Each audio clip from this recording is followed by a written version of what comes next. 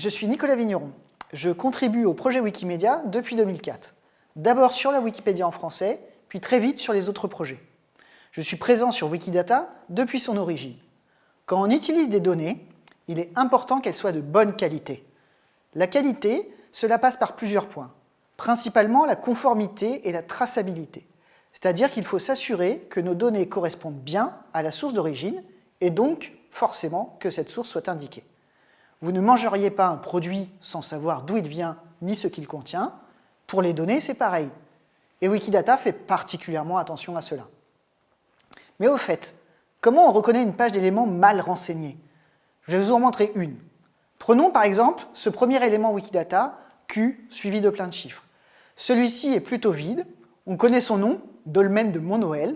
On sait que c'est un dolmen, qu'il est situé à Guéméné-Penfort, en France, et c'est tout. On n'a aucune information plus précise, et surtout aucune référence.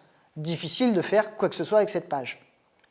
À l'inverse, sur ce second élément, de nouveau Q suivi de plein de chiffres, on a beaucoup de données et de références pour les soutenir. On a des images, un plan, des coordonnées, plusieurs identifiants, etc. La plupart des informations sont soutenues par des sources qui permettent d'attester la véracité de ces informations et de les vérifier en cas de doute. Vous vous demandez sûrement comment on sait quels nouveaux triplets doivent être créés pour transformer une page d'éléments mal renseignés en une page d'éléments bien renseignés. La bonne façon d'utiliser une propriété est définie dans la propriété elle-même.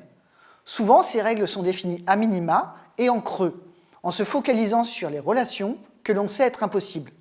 Par exemple, un élément sur un prénom ne peut pas avoir la propriété P22 pair. Cela permet d'éviter la confusion entre l'élément d'une personne connue seulement par son prénom et l'élément homonyme sur le prénom.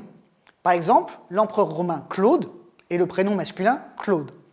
Pour vérifier la qualité d'un élément, le principal outil qui vous aidera, ce sont les contraintes. Ce sont des règles prédéfinies à la main sur la façon dont les propriétés doivent être utilisées. Il en existe une trentaine de types différents. Par exemple, la contrainte de format, qui veut qu'une image se termine toujours par .jpg ou équivalent. La contrainte d'incompatibilité dit, entre autres, qu'un être humain ne doit pas avoir de pays avec la propriété P17 pays, car il existe une propriété plus spécifique qui est la P27 pays de citoyenneté. Si vous faites une erreur en renseignant une mauvaise propriété, et donc que vous créez un mauvais triplet, Wikidata va vous le dire. Des icônes vont apparaître à droite de chaque valeur qui pose un problème. Elles correspondent à 3 degrés différents d'erreur. Un drapeau pour une suggestion, un point d'interrogation dans un cercle pour un problème potentiel et un éclair pour un problème grave.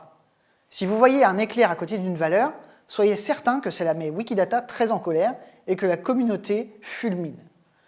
Mais pas d'inquiétude, tout le monde commet des erreurs lors de ses débuts, il suffit de corriger. Et ce qu'il y a de bien avec Wikidata, c'est qu'on peut toujours rattraper ces erreurs après coup.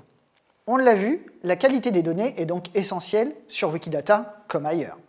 Pour transformer une ébauche de page d'éléments en un élément complété, vous n'avez qu'à respecter les contraintes que la base va vous indiquer, puis à surveiller la présence éventuelle des 3 icônes d'erreur. J'espère que vous amuserez bien et que vous aurez du plaisir à contribuer.